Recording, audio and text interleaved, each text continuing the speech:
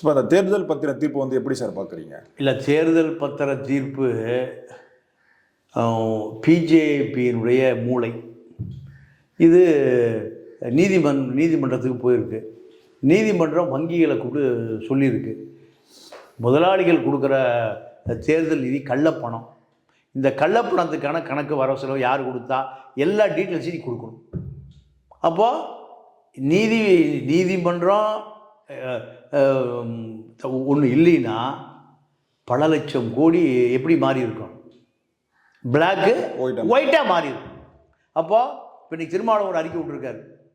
என்ன அறிக்கை விட்டுருக்காருன்னா, நீங்கள் தேர்தல் ஆணையர் 3 பேர் ஒரு ஆள் தூக்கி போட்டு வெளியே வந்துட்டார், ராஜினாமா பண்ணிட்டார். ஏன் வெளியே வந்துட்டார்னா, அவரை ஊழல் பண்ண சொல்லி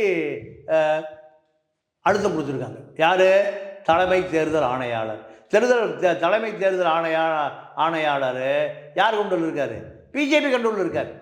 எப்பவுமே காங்கிரஸ் பிஜேபி ரெண்டுமே இப்படி தான் பண்ணோம். அப்போது அவரை தன்னுடைய கட்டுப்பாட்டில் கொண்டு வந்துட்டாங்க. அவர் தனக்கு கீழ் உள்ள ஆணையாளரை நான் சொல்லுவதை செய், ஏற்று கேள்வி கேட்காத, எப்படியா பிஜேபி ஜெயிக்க வைக்கணும், எல்லாம் அஜால் குஜால் வேலை பண்ணணும், இது சொன்னோன்னே என்ன ஆளை விட்டுன்னு ரிசைன் பண்ணிட்டு போயிடன்ட்டார். அப்போ உள்ள சண்டை நடக்குதுன்னு அர்த்தம். உள்ள ஒரு விவாதம் நடந்திருக்கு, ஊழலுக்கு வந்தால் ஒத்துழைக்க மறுக்கிறார். இது ரொம்ப அபாயம். அதனால் திருமணம் அறிக்கை விட்டுருக்காரு, நீங்கள் உடனடியாக உச்சநீதிமன்றத்தில் தலையிடணும், ஜனநாயகம் காப்பாற்றப்படணும், ஜனநாயகம் ஆர்எஸ்எஸ் நாக்பூருக்கு எடுத்துகிட்டு போயிட்டானுங்க, இதை உடனடியாக உச்சநீதிமன்றம் தலையிடணும் இன்றைக்கி அறிக்கை விட்டுருக்காரு. இதுதான் உண்மையான நிலைமை. பிஜேபியை பொறுத்த வரைக்கும் எந்த செயலையும், படுபாதக செயலையும் யோசிக்கவே மாட்டான். என்ன காரணம் கேட்டிங்கன்னா, இந்த மக்கள் போராட மாட்டான். அப்படியே போராட்டத்துக்கு வந்தாலும் யார் தலைமை தாங்குவா? பிஜேபி தலைமை தாங்கும். கொடுமை பார்த்தீங்களா? பிஜேபிக்கு எதிராக போராடக்கூடிய ஒரு குழு கூட்டம் கிளம்பி வருதில்ல, கிளம்பி வந்தால் இவனே ஒரு ஆளை உருவாக்கி வச்சு என்ன பண்ணுவான்? அந்த தலைமை இவனை எடுத்துக்குவான். பல போராட்டங்களை நான் சொல்ல முடியும். அந்த கூட்டத்துக்கான தலைமையை பிஜேபியே எடுத்துக்குவான். பிஜேபின்னு தெரியாமல் அவனே எடுத்துக்குவான். கடைசி என்ன ஆகும்? அதை நீர்த்து போக வச்சு நீங்கள் பிஜேபியினுடைய எண்ணம் எப்படியோ அது செயல்படுத்துகிற வகையில் மக்களுடைய எழுச்சியை காணாமாக்கிடுவான். உதாரணத்திற்கு நீங்கள் ஜல்லிக்கட்டு போராட்டம், ஸ்டெர்லைட் போராட்டம், இது ரெண்டையும் நடத்தியவர்கள் யாருன்னு கேட்டிங்கன்னா, மக்கள் அதிகாரங்கிற ஒரு அமைப்பு தான் நடந்துச்சு. மக்களுக்கு தெரியாது, உளவுத்துறைக்கு தெரியும், அனைத்து கட்சிகளுக்கும் தெரியும். ஆனால் அவர்கள் தான் இந்த ஜல்லிக்கட்டு போராட்டத்தை ஒரு 100 பேர் முதல்ல மெரினா பீச்சில் உட்கார்ந்து அவர்கள் தான் முதல் பொரிய போட்டது. திமுக, அதிமுக, காங்கிரஸ் எந்த பயலும் கிடையாது. நீங்கள் அப்போ ஓபிஎஸ் முதலமைச்சர் பீச் வழியாக போக முடியல, பின்னாடி வழியாக போனார். இதெல்லாம் வரலாறு. ஒரு 100 பேர் வந்தான், மக்கள் அதிகார அமைப்பு, அந்த போராட்ட குழு, ஆர்எஸ்எஸ் எதிரான அமைப்பு வந்து தான் அவன் 10 லட்சம் பேரை திரட்டான். அதில் அரசியல் கட்சியெல்லாம் உள்ளே விடல. அவன் அரசியல் சார்பற்று இளைஞர்கள் தலைமை தாங்கினான். அந்த கடைசியாக அந்த போராட்டம் என்ன ஆச்சுன்னா, முழுக்க நீங்கள் மருதையர் ஒரு வங்கி ஆர்எஸ்எஸ்காரன், ஒரு ஐயர், அவரை அனுப்பி மக்கள் அதிகாரத்தை சிதைச்சி சின்ன பொண்ணு ஆக்கி அமைப்பே இல்லாமல் போச்சு. அதே போல் ஸ்டெர்லைட் போராட்டத்தை ஒருங்கிணைத்தவர்கள் இந்த மக்கள் அதிகாரம் அமைப்பினுடைய இளைஞர்கள் தான். எந்த விதமான சுயநலம் இல்லாமல் நீங்கள் மக்களுடைய பிரச்சனைகளை நேரடியாகவே அலசறவேன். அப்போது அங்கே என்ன நடந்ததுன்னா, இந்த மக்கள் அதிகார அமைப்பினுடைய தலைவராக இருக்கக்கூடிய மருது ஐயனை பேரை போட்டுக்கிட்டான். ஆர்எஸ்எஸ் உள்ளே அனுப்பி 2 போராட்டத்தையும் சிக்கி சின்னாவண்ண ஆக்கி அந்த அமைப்பு எங்கே போச்சுன்னே தெரியல. அப்போது ஆர்எஸ்எஸ் பிஜேபிக்கு எதிராக போராடக்கூடிய அந்த அமைப்புகளை ஆர்எஸ்எஸ்ஸே தலைமை தாங்குவான். தன்னுடைய ஐடியாலஜிக்கு ஆட்களை அனுப்பி அவனே தலைமை தாங்குவான். உதாரணத்திற்கு இப்போ அமெரிக்காவில் சிஐஏ இருக்கான். உலகம் முழுக்க இருக்கக்கூடிய அரசியல் தலைவர்களை கட்டுப்படுத்தக்கூடிய உலகம் முழுக்க. அங்கே அவனுக்கு என்ன வேலைன்னா, உலகம் முழுக்க கம்யூனிசம் வளர்ந்துடக்கூடாது, நக்சலிசம் வளர்ந்துடக்கூடாது, மாவோயிஸ்டுகள் வளர்ந்துடக்கூடாது, தேசியவாதம் வளர்ந்துடக்கூடாது, மக்கள் தலைவர்கள் வந்துடக்கூடாது. இதை பூரா நீங்கள் ஒடுக்கிட்டே இருப்பான். முதலாளித்துவ சிந்தனை தான் இருக்கணும். உலகம் முழுக்க முதலாளித்துவ அமைப்புகள் தான் இருக்கணும். முதலாளி தான் இந்திய உலகத்தை ஆளணும். அப்போ அவன் என்ன பண்ணுவான்னு கேட்டிங்கன்னா, முதலாளித்துவ அமைப்புக்கு ஆள் எடுக்கும்போது நீங்கள் கம்யூனிசத்தில் பிஹெச்டி பண்ணியிருக்கான்ல, கம்யூனிசத்தில் பிஹெச்டி டாக்டரேட் பண்ணியிருக்கான்ல, அவனை தான் எடுப்பான். இவன் தான் கம்யூனிஸ்டை ஒழிக்க போகிறான், மாவோயிசத்தை ஒழிக்க போகிறான். இவன் எதுக்கடா கம்யூனிஸ்டத்தில் டாக்டரேட் படித்தவன் எடுக்கிறான்னா எங்கே ஊடுருவ விடுவான்? கொஞ்சம் நஞ்சம் கம்யூனிஸ்டம் பிடிச்சிருக்கான்ல, அரைகுறை கம்யூனிஸ்டம் பேசுகிறான்ல, அரைகுறை சித்தாந்தம் பேசுகிறான்ல, அவனுக்கு மத்தியில் இவனை ஊடுருவான். இவனை ஊடுருவிட்டா அங்கே இருக்கக்கூடிய குழு என்ன பண்ணுவான்? இவனை விட ஒரு கம்யூனிஸ்ட் இவ்வளோ தெளிவாக பேசக்கூடிய ஆள் யாருமே இல்லைடா, இவனுக்கு ஒன்றும் தெரியாது, நீ அவன் தலைமை தாங்கின்றான். யாரை தலைமை தாங்க சொல்லுவான்? சிஐஏவை தலைமை தாங்க சொல்லுவான். சிஐஏ முழு டேட்டாவை எடுத்துகிட்டு நீங்கள் 6 மாதத்தை அந்த இயக்கத்தை மருதையரை போல அழிச்சிட்டு கிளம்பிடுவான். இதுதான் உலகம் பூரா நடக்குது. இப்போ இந்த விஷயத்துலேயும் அதுதான் நடக்க போகுது. என்ன காரணம் கேட்டிங்கன்னா, மக்களுடைய அன்றாட பிரச்சனைகளை போராடக்கூடிய அமைப்புகளுக்கு ஆர்எஸ்எஸ் ஊடுருவி தலைமை தாங்கிடும்.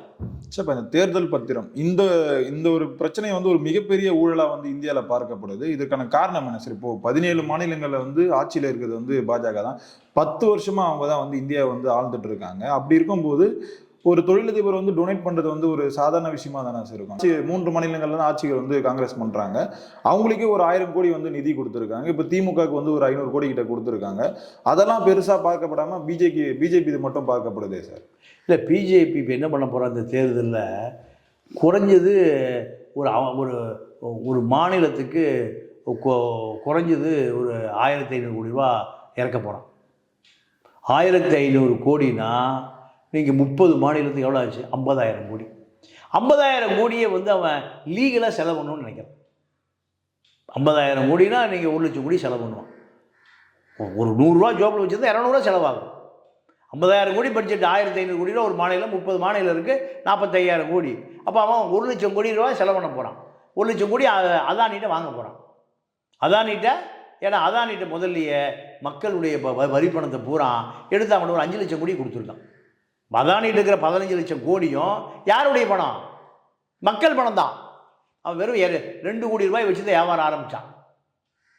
25 வருஷத்துக்கு முந்தி குஜராத் முதலமைச்சராக போனார்ல மோடி. அப்போது அங்கே அம்பானி தான் இருக்கான். அம்பானி காங்கிரஸ் ஆள், இவனை உள்ளே விடக்கூடாதுங்கிறான். அப்போது இவனை ரிசீவ் மோடியை உள்ள வரவழைச்சு அவர் அங்கீகாரம் கொடுத்தது யாருன்னு கேட்டிங்கன்னா அதானி. அப்போ மோடி என்ன நினைக்கிறாரு? நமக்கு அந்த காலத்தில் வாழ்வு கொடுத்தவர் அதானி. அதானியை நம்ம உச்சத்துக்கு கொண்டு வந்தோம்னா இந்தியாவுடைய பிரதமராக நம்ம ஒரு 25 வருஷம் இருந்துக்கலாம். இதுதான் கான்செப்ட். அப்போ இந்த தேர்தலில் நீங்கள் எலெக்ஷன் கமிஷன் போகிற பணத்தை பூரா பிடிப்பான். மாநில கட்சிகள் கொண்டு வர பணத்தை எல்லாத்தையும் பிடிச்சிருவான். ஆனால் இந்த பணம் ஒயிட்டாக கொண்டு போயிடுவான். எங்களுக்கு தொழிலதிபர் கொடுத்த பணம் இந்த இவ்வளோ கோடி இருக்குது. அப்போது இவன் பணம் கொண்டு போகக்கூடாதுன்னு எலெக்ஷன் கமிஷன் பண்ணுவான் மாநில கட்சிகளை. பிஜேபி தாராளமாக கொண்டு போகலாங்குவான். அப்போ பணம் இருக்கிற பக்கம் தானே, பலாப்பழம் இருக்கிற பக்கம் தானே ஈயெல்லாம் போகும். இதுதான் அவன் கான்செப்ட். ஆனால் இதை உச்சநீதிமன்றம் தடை பண்ணியிருக்கு. இருந்தாலும் பிஜேபி ஆர்எஸ்எஸ் எதை முடிவு பண்ணானோ அதை செய்தே தீருவான். நீங்கள் பல முயற்சி, இவிஎம் மிஷினை நம்பியிருக்கான், பணத்தை நம்பியிருக்கான், ஆர்எஸ்எஸ் களத்தில் இறங்கியிருக்கான், பிஜேபி களத்தில் இருக்கான், இத்தனை விஷயங்கள் அவனுக்கு இருக்குது. ஆக மக்கள் வாக்களிப்பது அதில் ஒன்று. மக்கள் வாக்களிப்பை நினைப்பு இத்தனை விஷயம் கிடையாது. மக்கள் வாக்களிப்பதும் இதில் ஒன்று. மக்கள் வாக்களிப்பு தான் ஜனநாயகம் நம்ம நம்பிட்டு இருக்கோம். ஜனநாயகத்தை தாண்டி ஜனநாயகம் நமக்கு வரலைன்னா 38 கோடி பேர் ஓட்டு போட்டான். 38 கோடி பேரில் ஒரு 10 கோடி பேர் ஓட்டு போடலைன்னா, நீங்கள் பீக்கில் இருக்கும்போதே 38 கோடி பேர் தான் ஓட்டு போட்டான். 14 38 கோடி பேர், 296 சீட்டு, 19 303 சீட்டு, அதே 38 கோடி பேர் தான். இப்போ 38 கோடி 28 கோடியாக போச்சுன்னா, அப்போது 10 கோடி வாக்காளர்களை எப்படியாவது நீங்கள் கன்வின்ஸ் பண்ணணும். கூடலைன்னா பரவாயில்ல, குறையாமையாக இருக்கணுமா இல்லையா? அப்போ அதுதான் மோடியுடைய திட்டம் ஒயிட். இப்போ யாரெல்லாம் காசு கொடுத்தாங்கன்னு சொல்கிறதுக்கு ஏன் எஸ்பிஐ பேங்க் வந்து பயப்படுறது சார்? இல்லை, எஸ்பிஐ பேங்க் ஏன் பயப்படுதுன்னா, நீங்கள் நீதிமன்றத்தில் நோட்டீஸ் அனுப்பிச்சு இப்போ இல்லை எப்பாவது ஒரு நாள் இப்போ எஸ்பிஐயினுடைய சேர்மன் இருக்கார். சேர்மனை அவர் ஒரு பழுத்த பழமாக இருப்பார், ஒரு 60 வயசு ஆளாக இருப்பார். அவர் என்ன நினைப்பாருன்னா, இந்த ஒரு 1000 கோடி ரூபா இல்லை ஒரு 5000 கோடி ரூபா தொழிலதிபர்கள் நிதி கொடுத்து அந்த நிதி தான் நாங்கள் எடுத்துகிட்டு போனோன்னு சொல்லி அவன் லீகலாக கொடுப்பான். அப்போது இது இப்போ மோடி ஆட்சி இருக்குது, மோடி ஆட்சி ஒரு வேளை ஜெயிக்காமல் போச்சு, காங்கிரஸ் வந்துருச்சு, இல்லை மாநில கட்சிகள்லாம் சேர்ந்து ஒரு ஆட்சி அமைக்கிறான். ஆட்சி அமைச்சா அன்னைக்கு மோடிக்கு நீங்கள் 20,000-30,000 கோடியை தேர்தல் ஃபாண்டில் கொடுத்தீல்ல, யார் கொடுத்தா, எவன் கொடுத்தான் லிஸ்ட்டை கொடுனா யார் மாட்டிக்குவா? எஸ்பிஐனுடைய சேர்மன் மாட்டிக்குவான். நேரம் எங்கே போகணும்? ஜெயிலுக்கு போகணும். அப்போ அவன் என்ன யோசிக்கிறான்னா, பிஜேபியை பொறுத்த வரைக்கும் நீங்கள் நிதானமாக யோசித்து சட்டபூர்வமாக செய்கிற கட்சியே இல்லை. நான் இருக்கிற பார்த்துக்கியா வா போட்டு பண்ணு. அப்போது நீங்கள் எஸ்பிஐனுடைய போர்ட் ஆஃப் டைரக்டர் கூட்டம் நடந்து இதில் 50,000 கோடி ரூபாயை நம்ம லீகல் பண்ணி கொடுக்க வேண்டியிருக்கு. இது இந்த board of director, SBI board of director அத்தனை பேருமே மாட்டிக்குவோம். உங்களுக்கு யார் கொடுத்தா, எந்த தொழிலதிபர் கொடுத்தான், தொழிலதிபருடைய ஐடி என்ன, தொழிலதிபருடைய வருமானம் என்ன, அவன் எத்தனை கோடி ரூபா லாபம் வந்தது. 100 கோடி லாபம் வந்தால் 25 கோடி கொடுப்பான். 100 கோடி லாபம் வந்தால் 100 கோடி கொடுப்பானா? கொடுக்க மாட்டான். அப்போ இவ்வளவு விசாரணை வளையம். அப்போ எதிர்கட்சி நம்ம போக வேண்டியிருக்கு. இல்லை உச்சநீதிமன்றமே நோட்டீஸ் கொடுத்து கேட்குறா, யாரா கொடுத்தா அந்த லிஸ்ட்டை கொண்டா. சரிட்டுப்பா, அதானி கொடுத்தார், அம்பானி கொடுத்தார், கோயங்கா கொடுத்தார், மகேந்திரா கொடுத்தார், ரைட் எவ்வளோ கொடுத்தாரு? 1000 கோடி ரூபா கொடுத்தார். ரைட்டு. அந்த கம்பெனிக்கு இந்த வருஷம் நிகர லாபம் எவ்வளோ வந்தது? 360 கோடி வந்து 360 கோடி வந்து 500 கோடி எப்படி கொடுக்க முடியும்? 360 கோடி வந்தால் 360 கோடி எப்படி கொடுக்க முடியும்? 300 கோடி வந்தால் 300 கோடி எப்படி கொடுக்க முடியும்? லாபம் வந்தால் 10% கொடுப்பான். 350 கோடி வந்துன்னா 35 கோடி டொனேஷன் கொடுப்பான். 350 கோடி கொடுப்பானா? அப்போ இவ்வளவு விசாரணை வளையத்துக்குள்ள இப்போ இருக்கிற சுப்ரீம் கோர்ட்டு நீதி அரசர் நீங்கள் சந்திரசூட்டை நீங்கள் அவரை ரொம்ப வளைக்க முடியாது. இதுக்கு முந்தி ஒரு சுகாயின்னு ஒருத்தர் இருந்தார் உச்சநீதிமன்ற நீதி, இப்போ பிஜேபியிலே சேர்ந்தார். வேளாங்கண்ணியை கெடுத்துட்டார், பாலியல் புகார் ஆச்சா போச்சான்னு சொல்லி பிஜேபி அவரை என்ன ஆக்கிட்டான்? அவரை பிஜேபி ஆக்கிட்டான். அவர் காவி துண்டை போட்டு அவர் எம்பி ஆகிட்டார். இப்படி சந்திரசூட்டை ஆக்க முடியாது. ஏன்னா பலவீனம் இல்லாத மனிதன் சந்திரசூட்டு. 2 குழந்தைங்க இருக்குது, 2 ஊனமுட்ட குழந்தைங்க எடுத்து நான் வளர்த்துறாரு.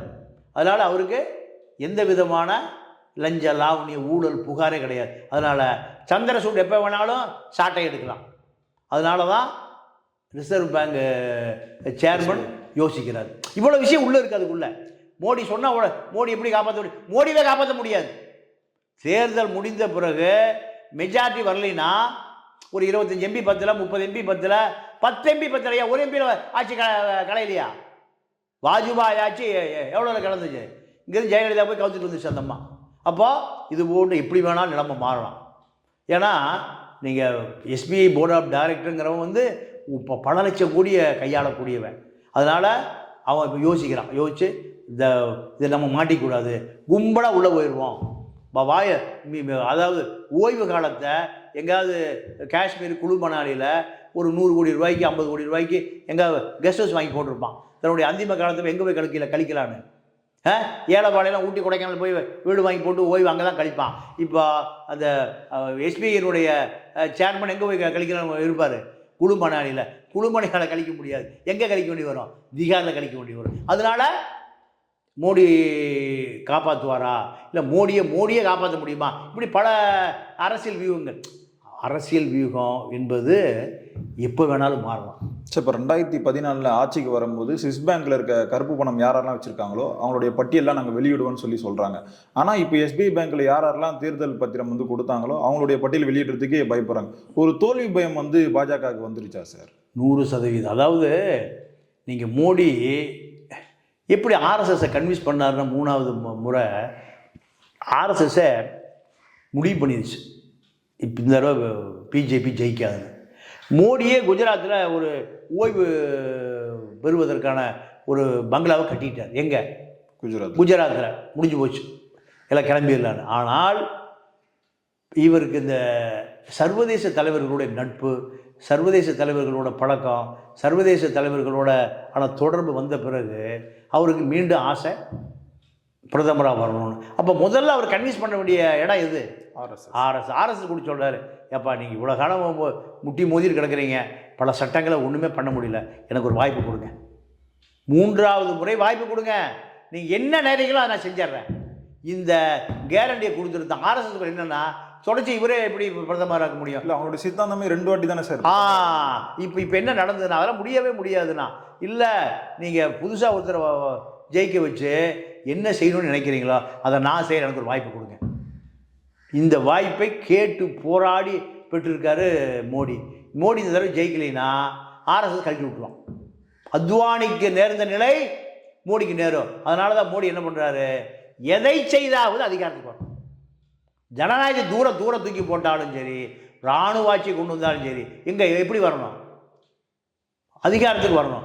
அதை நோக்கி ஆத்திரக்காரனுக்கு புத்தி மட்டம். இப்போ அந்த நிலைமை தான், அதை நோக்கி தான் போயிட்டுருக்கு.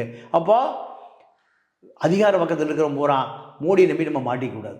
ஏன்னா மோடியவே காப்பாற்ற முடியாது, ஆர்எஸ்எஸ் கழட்டி விட்டுரும், பிஜேபிக்கு வேறு கேண்டிடேட் வந்துடுவோம். அதாவது முதல் முறை எப்படின்னா 19லேயே மோடி ஜெயிக்க மாட்டான்னு முடிவு பண்ணிட்டான் ஆர்எஸ்எஸ். இப்போ பண்ணி தேர்தல் முடிந்த பிறகு மோடி அலை 266 தான் இருந்தது. அப்போ 19ல் 66 ரிவர்ஸில் போயிடுச்சுன்னா அப்போ என்ன பண்ணுறாங்கன்னா சுஷ்மா சுவராஜை பிரதமர் வேட்பாளராக சொல்லி நீங்கள் நாடாளுமன்ற சீட்டு வச்சுருக்கிற கட்சிகளோடு பேச ஆரம்பிச்சிட்டாங்க. மோடி இல்லைன்னா நாங்கள் ஆதரவு தர்றாங்க, ரைட்டுங்க, மோடியை நாங்கள் விரட்டி விட்டுறோம். நிதின் கட்காரி இல்லை சுஷ்மா சுவராஜ் 2 பேர் யாராவது ஒரு ஆள் பிரதமர், நீங்கள் எங்களுக்கு ஆதரவு கொடுங்க. இப்படி ஆர்எஸ்எஸ் லாபி பண்ண ஆரம்பிச்சிட்டான். யாரை நம்பாமல்? மோடி நம்பாமல். இது எப்போ நடந்தது? 19லேயே நடந்தது. இப்போ அதே நிலைமை இப்போ 19 ஜெயிச்சு இப்போ 24க்கு வந்துட்டாரு. இப்போ அதே நிலைமை தான் இப்போவும் இருக்குது. மோடி ஜெயிச்சிருவார்னு ஒரு பிரம்மையாக இருக்கே தவிர, ஆனால் மக்கள் மோடி மீது வெறுப்பு. 2வது இப்போ 10 வருஷம் கழித்து மீண்டும் மோடிக்கு வாக்களிப்பதற்கான மனநிலையில் மக்களே இல்லை. இந்தியா முழுக்க மோடி எதிர்ப்பு அலை சைலண்டாக இருக்குது. 2004ல் வாஜ்பாய் தான் பிரதமர், வாஜ்பாய் தான் அடுத்த பிரதமர் ஆவார்னு எல்லாம் கணிக்கிறாங்க. 2004ல் எங்கே இருந்தாருன்னு தெரியல, மன்மோகன் சிங் எப்படி வந்தார்? மக்கள் எல்லாம் பிஜேபி ஓட்டு போடல, காங்கிரஸ் ஓட்டு போட்டான். இப்போ அதே போன்ற நிலைமை தான் இப்போ இருக்குது. உளவுத்துறை அப்படி தான் கணிச்சு கொடுக்குறான். ஆனாலும் நிலைமை எப்படியா தனக்கு சாதகமாக்குவதற்கான கடும் முயற்சியில் இருக்கார் மோடி. இது எந்த அளவுக்கு அவருடைய சட்டத்துக்கு புறம்பான வேலைகள் தான் மோடியை காப்பாற்றுமே தவிர, சட்டத்துக்கு உட்பட்ட வேலைகள் காப்பாற்றாருன்னு தெரிஞ்சு தான் சட்டத்துக்கு புறம்பான எல்லா வேலைகளும் நடக்க ஆரம்பித்திருக்கிறது. தேர்தல் முடிவு எப்படி வரும் என்பது நீங்கள் உளவுத்துறையையும் கணிக்க முடியல, நீங்கள் பிஜேபியும் கணிக்க முடியல. அதுதான் இந்த தடுமாற்றத்துக்கான காரணம். நன்றி, வணக்கம்.